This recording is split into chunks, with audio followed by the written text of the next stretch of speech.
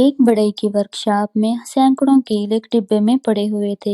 ایک دن بڑئی نے ایک کیل کو نکالا اور اسے عمدہ بلوط کی لکڑی میں ڈونکنا شروع کر دیا، لیکن لکڑی سخت تھی اور بڑئی کی توجہ بڑھی ہوئی تھی۔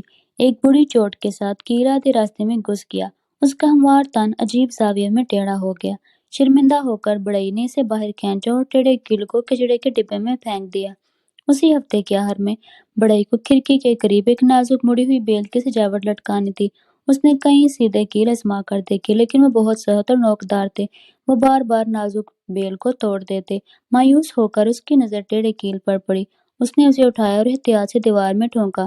اپنی ہلکی سی عمیدگی کی وجہ سے کیل نے بالکل بیل کو اچھا سہارا دیا، اسے نرمی سے لیکن مضبوطی کے ساتھ تھام لیا، بغیر کسی نقصان کے۔